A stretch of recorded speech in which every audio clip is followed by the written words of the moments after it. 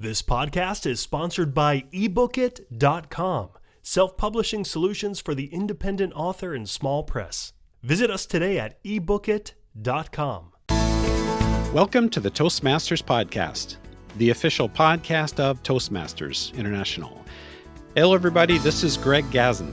Since 1959, Toastmasters' most prestigious award, the Golden Gavel, has been presented annually in August at the Toastmasters International Convention to an individual distinguished in the fields of communication and leadership. This illustrious list of Golden Gavel honorees include Dr. Joyce Brothers, Walter Cronkite, Stephen Covey, Tony Robbins, Debbie Fields Rose, Julian Treasure, Zig Ziglar, and others. And this year, we had the honor of speaking with the 2024 recipient, Lisa Sun. Lisa is an entrepreneur, speaker, and author. She founded her company Gravitas in 2012 with a mission to catalyze confidence. The company's origin story dates back to her first professional review, where she was told that she lacked gravitas and should go buy a new dress, big jewelry, and great shoes. With those words in mind, Sun filed for a global patent to build shapewear directly into dresses. 2 months after launch, her collection was featured in O, the Oprah magazine, People, and on Today, all in the same month. Lisa is also the national best-selling author of Gravitas, The 8 Strengths That Redefine Confidence, that was number 1 in September on USA Today's bestseller list and number 1 on Amazon as well. Prior to founding Gravitas, Sun spent 11 years as a management consultant at McKinsey & Company. Lisa is also featured in the cover story of the May 2024 issue of the Toastmaster magazine entitled Lisa Sun Redefines Confidence. The 2024 Golden Gavel recipient has gone from lacking gravitas to owning it. Coming to us today from the Big Apple, New York City, Lisa Sun, welcome to the Toastmasters Podcast. Thank you so much for having me, Greg. I'm really honored to be with you. Well, Lisa, first of all, congratulations on being this year's Golden Gavel Award recipient. And truly, it's an honor and a pleasure to speak with you today. Thank you. Now, in the opening, there was one word that I repeated a number of times. It's in your bio. It's the title of your article, your book, the name of your company, Gravitas. To kick things off, Lisa, can you please share with us what that word means? And perhaps could you elaborate on that pivotal moment that brought you to today? Let's step back for a second. I think gravitas has historically been a coded word, right? You can actually place whatever assumptions you want onto that word. If you look it up in the dictionary, it's dignity, importance, depth of substance. And I think when you think about that, that is such a subjective concept, right? If you think about who gets labeled as confident, how do we define confidence? And so my first exposure to the word, I was at McKinsey & Company. I was a business analyst. And in my first annual review, I was told I didn't have any gravitas. And I think the important learning in that moment was I actually had the strength of courage to say, hey, what is that? And how do you get it? And over the last 24 years, really have been on a journey to try to discover what it means. And I think at every 5 to 10 years, it actually takes on a new meaning. So when I was 22 years old, it was my boss telling me, hey, go buy a new dress and look in the mirror and like yourself. And I thought that's a very odd piece of feedback to give to someone making $43,000 a year in 2000, size 18-20, to go buy new clothes. And she said, look, when you get up in the morning, you're the first person you have to look at in the mirror and you have to like yourself. And I can teach you how to be good at this job, but I can't teach you how to like yourself. Dumbo did not need a feather to fly. It just reminded him that he could. And so what her real message was, you can fake it to make it. You can performatively be confident. You can be assertive and aggressive. But really, if you're deeply insecure and highly overachieving on the inside, can you truly ever be confident? Can you ever truly have gravitas? When I think about that word in its first iteration, over 2 decades later, it's taken on a much deeper meaning. And for us, the work that we do now, not only as a fashion brand, but also as a content and media platform, is really about helping people understand that gravitas is a total approach to living life with self-insurance. And more importantly, the underpinnings of confidence or self-belief is a choice and a mindset before it becomes a behavior.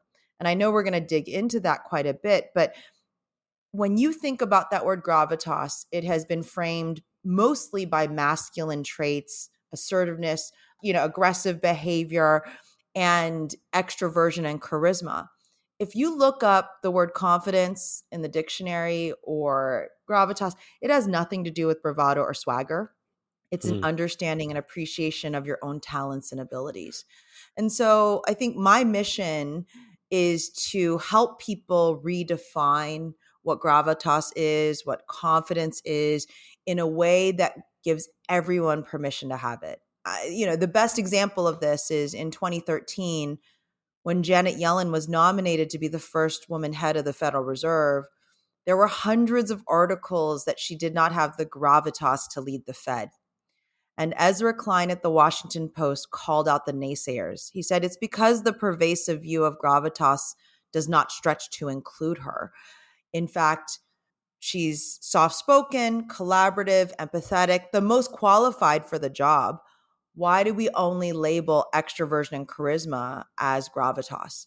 Katie Couric was told she didn't have the gravitas to lead the evening news. And in 2020, she said, it's because I didn't have testicles. Your opening question, I think, is a very complex one because gravitas, I think, has taken on many iterations. And right now, I think we're in a position where we can reset and redefine it in an inclusive and empowering way. That's wonderful. To play on the cliche, when life gives you lemons, you make lemonade, is this timeless metaphor. It sounds that not only did you make lemonade, but you redefined the citrus category, obviously successful. I am curious, although you did turn things around in that moment in that professional interview. I'm just curious, how were you actually feeling in that moment? And what were you thinking as you left that meeting?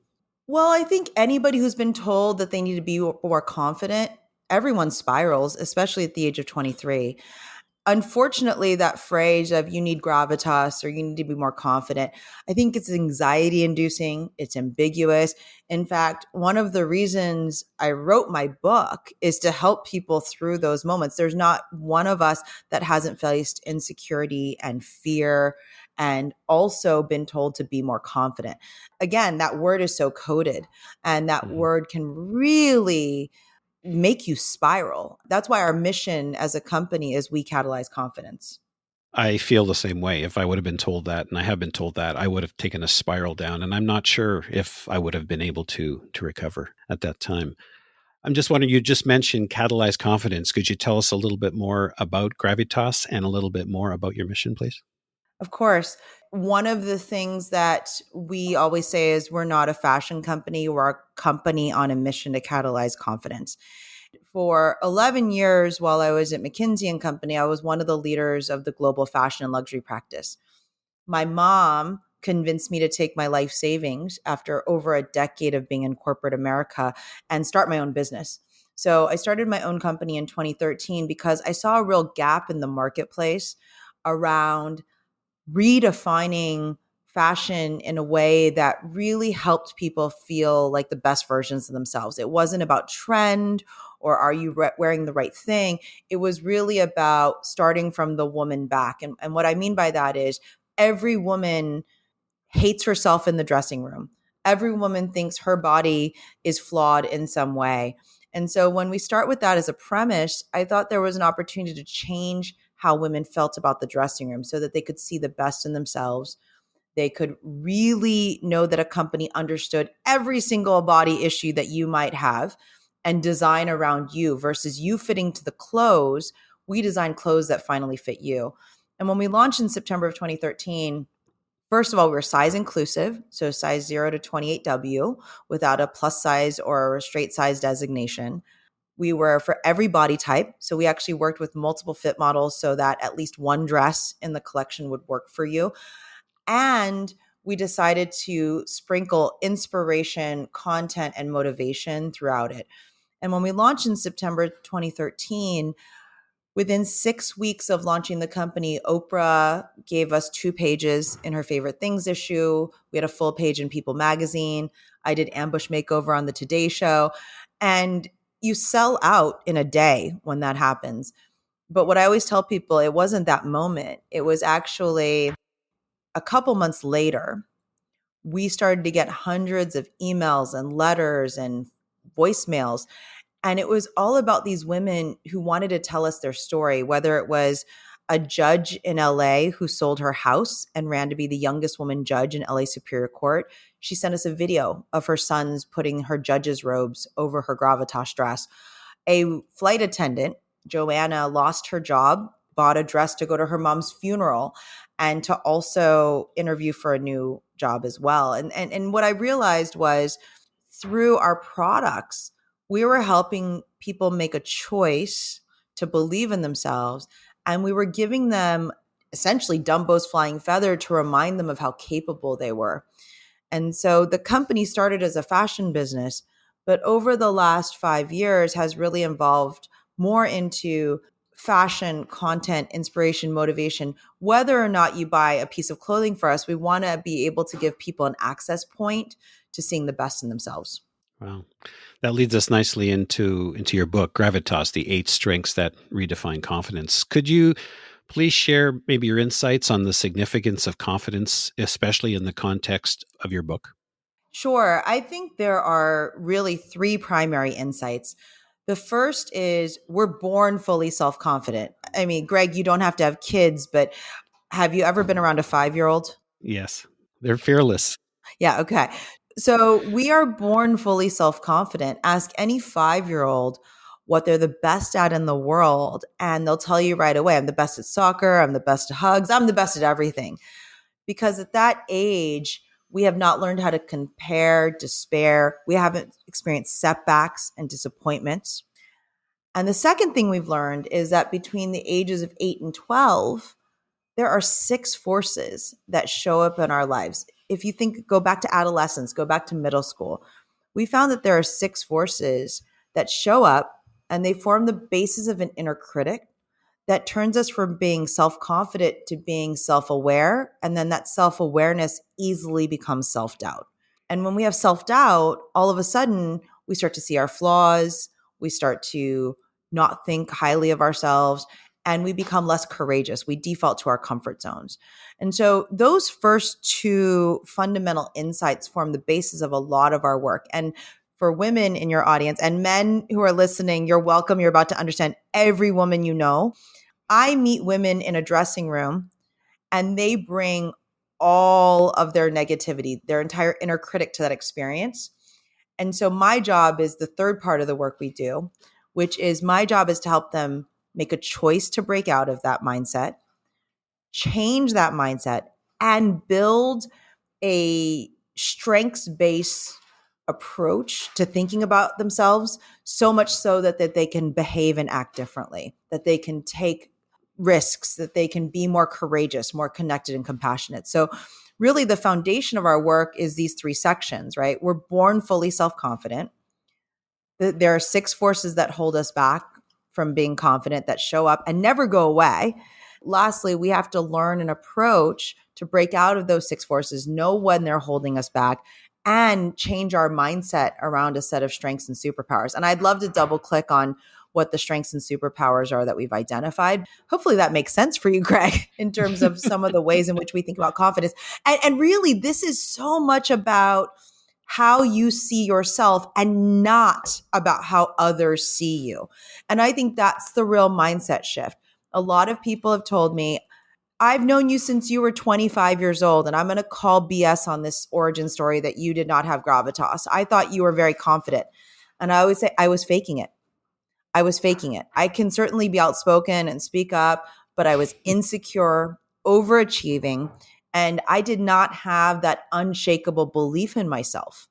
That's the real thing that I think 24 years of being in corporate America and running my own business has given me the insight of it is not about how others see you. It is about how you see yourself first, and then it can have an outward expression. It's like the iceberg model of consciousness.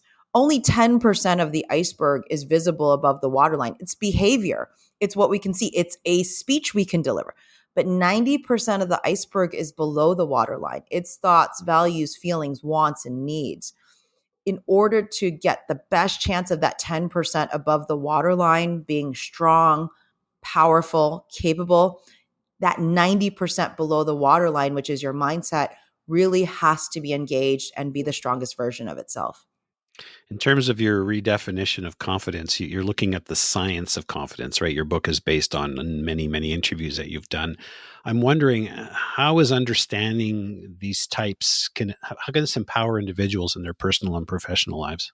I am not an academic, but what we did in the course of building out our work is I coaxed my former boss from McKinsey, who ran global consumer insights, out of retirement to run a quantitative and qualitative study on confidence for us during the pandemic. So there is real quantitative research on which we based a lot of the work we did, coupled with hundreds and hundreds of hours in dressing rooms and thousands of hours in boardrooms and interviews and whatnot.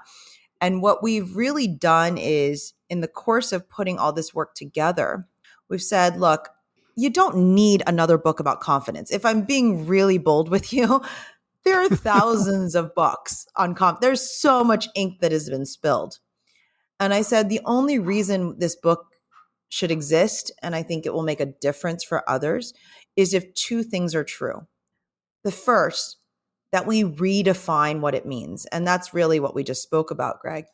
And then secondly, we lay out concrete steps and tools for people to enact our approach in their lives. And so I'll give you a couple of examples of the practical ways you can do this.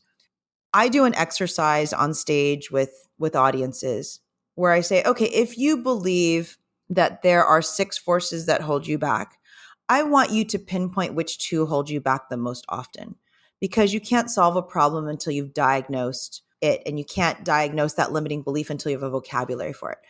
And a lot of folks will say, oh, wow, that's 6 forces work. That is so powerful, because now I know why I say sorry all the time when I'm not even sorry. It's because I have shrinking effect. I underestimate myself. I think I am less than others. And so that's one tool that I always say, use that when you feel insecurity and fear and you feel your inner critic at the table. It allows you to face down the worst case scenario. And then the other tool I love, where you can think about the best case scenario, and I love that you took the quiz, Greg, is we developed a quiz, myconfidencelanguage.com, that is part of the book, where we can help people take an inventory of their talents and strengths. By the way, this quiz is not a personality test. It is an inventory of your talents, because you cannot give what you do not know you have. So the foundation of a confident mindset is being able to understand, hey, of the superpowers in the world, which ones do I already have? And can I start to trust in them and not doubt myself and not under leverage myself? And so through the quantitative work, the second most powerful tool in this book is we created 8 superpowers. Every one of us has at least one. Most people have 2 or 3. My mom, who is my role model, she has all 8. She's like, I take your quiz, I have all 8, which is true. 2% of people do have all 8. Of course. It's not like Pokemon. You don't need to collect them all. I only have 4.5 of them. My team has the other 4, thank goodness. But it really gives you the language through which you can see the best version of yourself. And with that mindset in mind, then behave differently, take action. You know, I think about the phrase ready, set, fire. So much of the time we're just jumping straight to fire, fire, fire. And what we've done in this book and our work is we've said, look, 2/3 of the work is actually ready and set. The last third around fire will come so much more easily if the first 2 fundamentals are in place. Wow.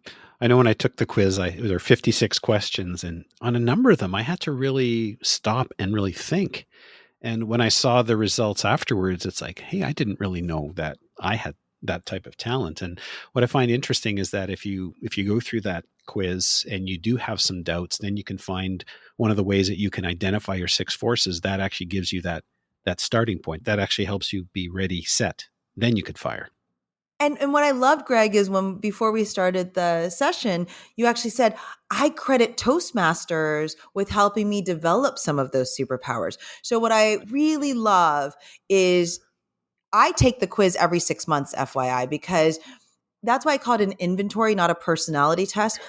You can actually start to take control of which superpowers you want. And so when I started this journey, I had 3 superpowers. I now have 4.5. but I can then pinpoint, hey, I want more of this one.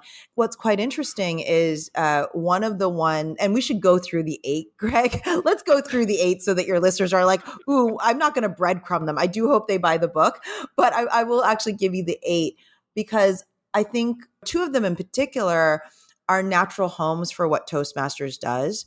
And it's the 2 that the lowest frequency of people have in America. Is it okay if I jump in and share with you the 8, Greg? Sure. Okay.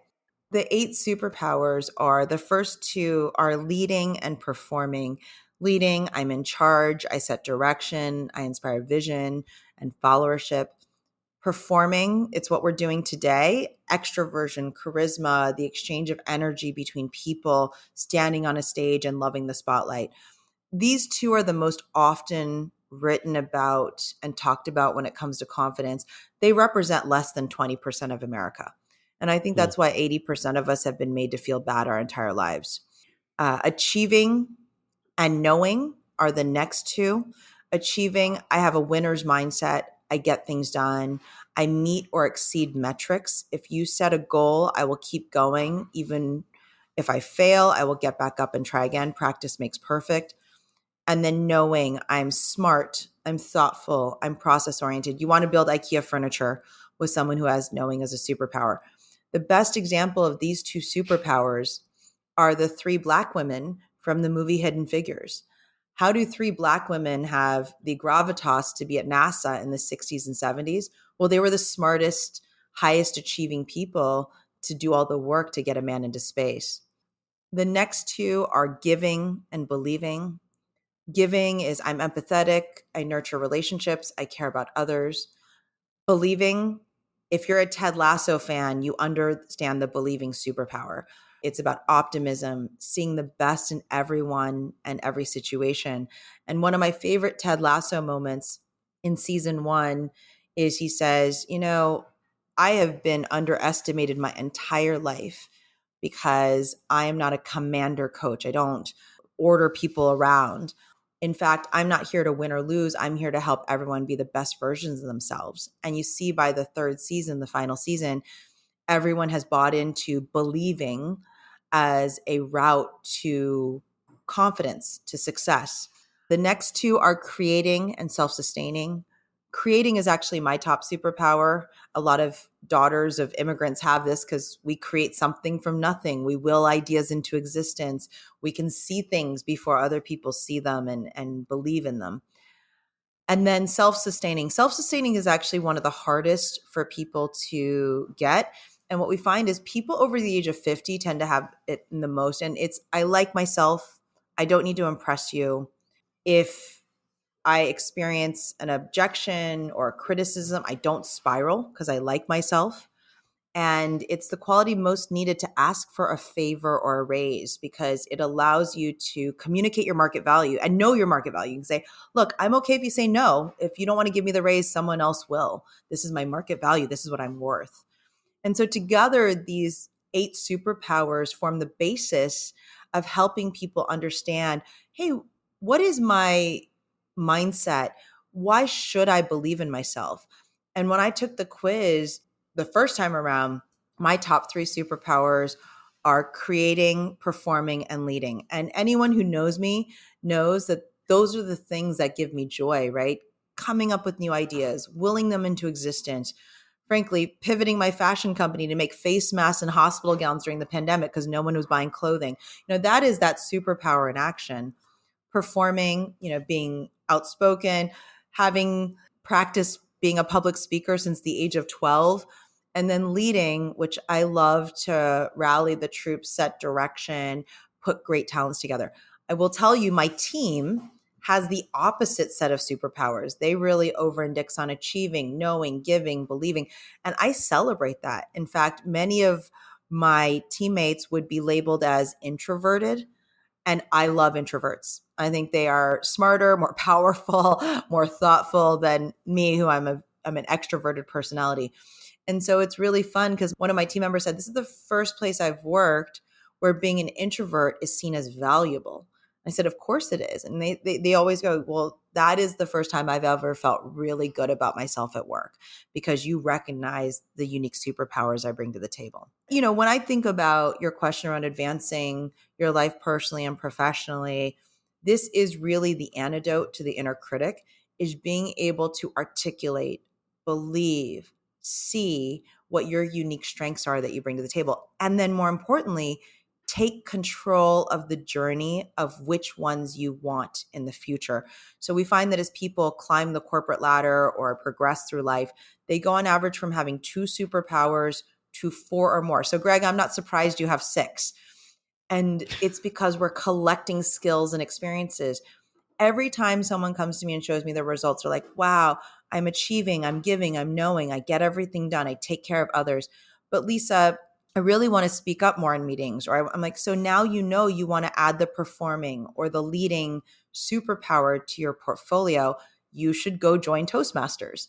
If that's a skill you really want to master, which less than 20% of America has, go and invest in yourself. And now you know the word for what you're trying to cultivate. Definitely. Before Toastmasters, I'm sure I probably only had maybe 2, if that's superpowers. Talking about Toastmasters, perfect tie-in. It was because of your father you discovered Toastmasters. And what were the circumstances and what impact did it have on you? I was a freshman in high school at 12 years old. I skipped 2 grades. My mom was a Tiger mom before Tiger moms were a thing. When Amy Chua's book came out, she was like, you'll see, I was right. Someone write New York Times bestselling book all about me, about Tiger Mom. So I was 12 years old when I started as a freshman in high school. And my parents owned the local Chinese restaurant in town. I grew up in a very small desert town in Southern California. And my parents realized in 1992 they could not afford an Ivy League education, which at the time I ended up at Yale. Yale was $28,000 a year to go. And so my dad started asking around town saying, hey, I've got to make some extra money for my kid. And one of the Rotary Club members and then another Lions Club member said, hey, we have these student competitions. There's local prizes, regional prizes, national prizes.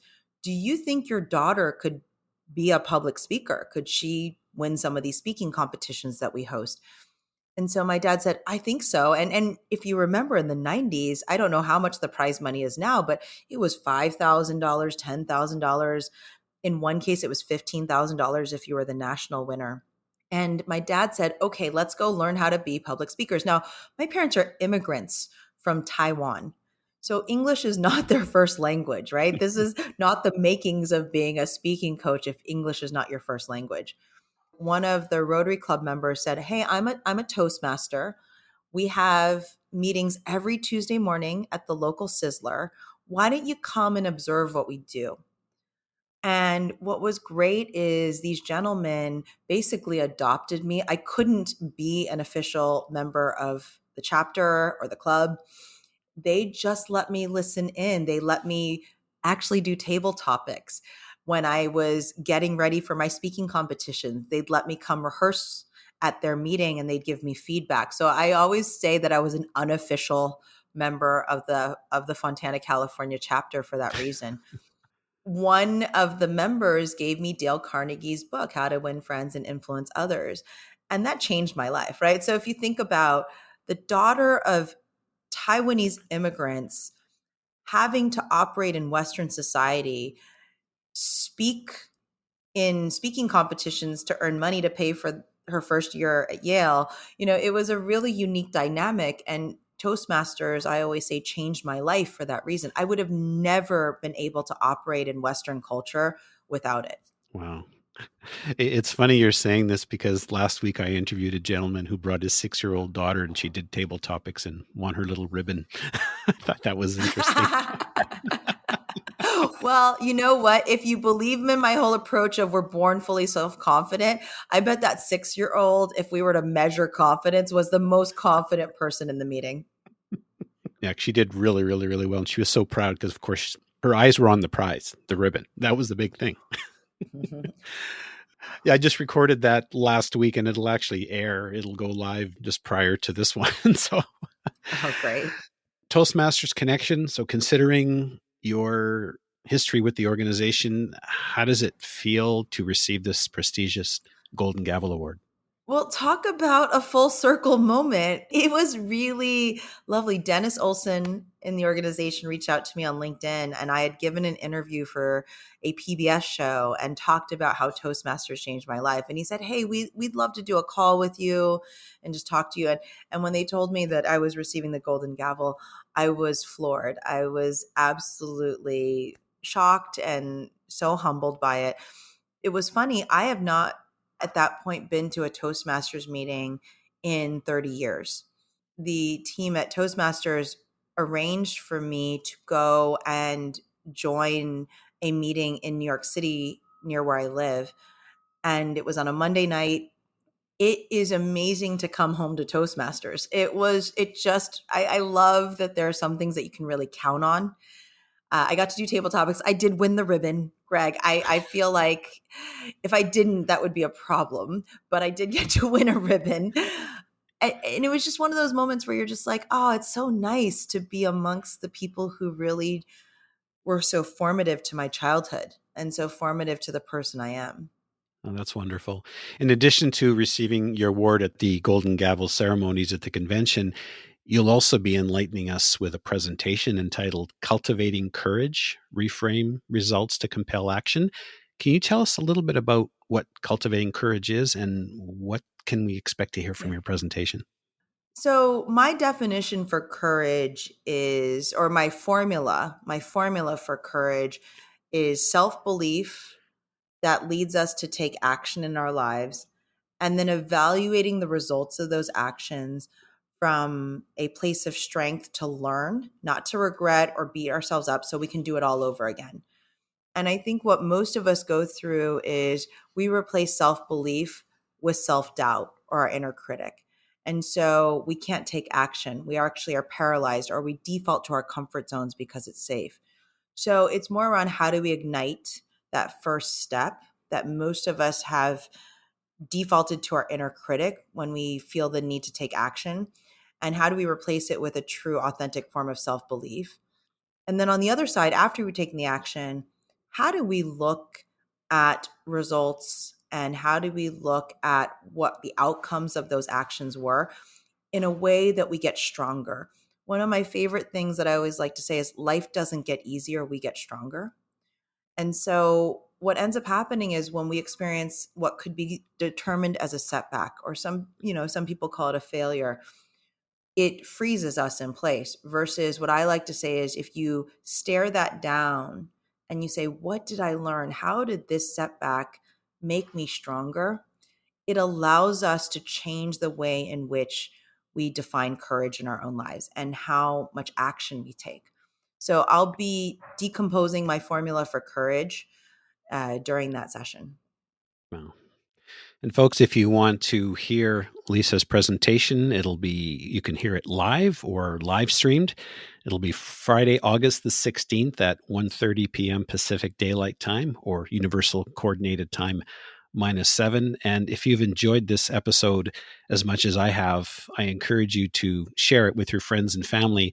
You can find the Toastmasters podcast at toastmasterspodcast.com, toastmasters.org, Apple, Spotify, and anywhere you get your podcasts. Lisa, if people would like to find out more about you, about Gravitas, about your book, how can they go about doing that? Absolutely. You can find me on LinkedIn, Lisa Sun Gravitas. Just type in the search bar and message me, connect with me. I'm very good on LinkedIn. In terms of finding out more about our book is Gravitas, the 8 Strengths That Redefine Confidence. It's anywhere books are sold. And you can take the quiz at myconfidencelanguage.com.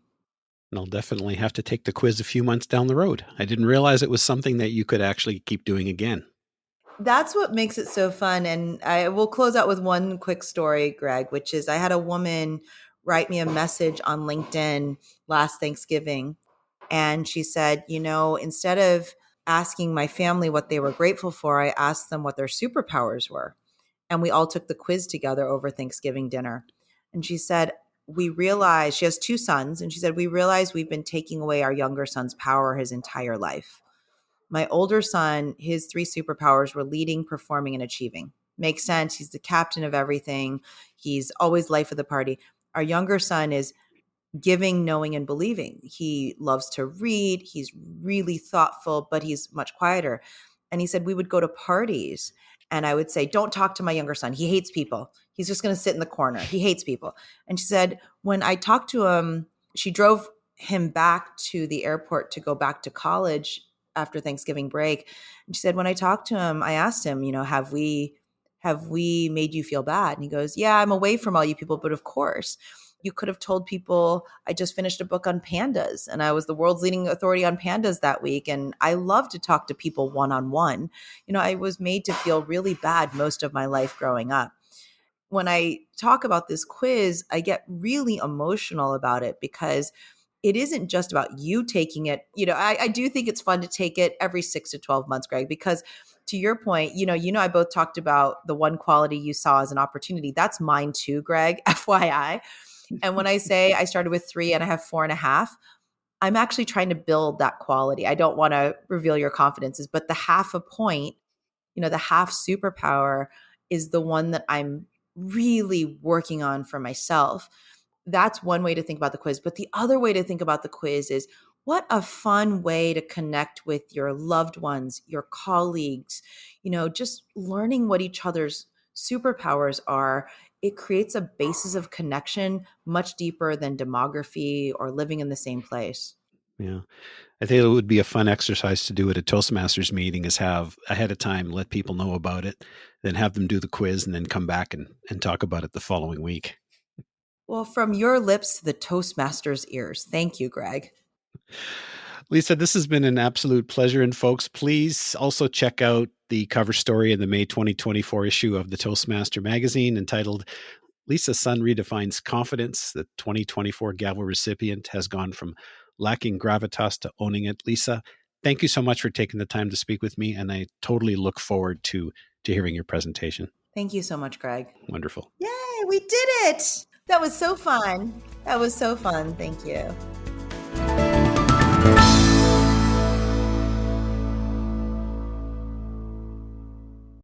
Ever imagined a book written just for you?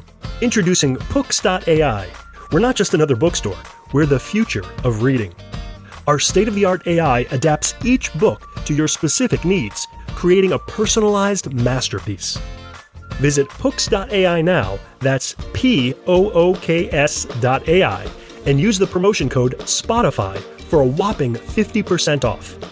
Books.ai, your personalized book awaits.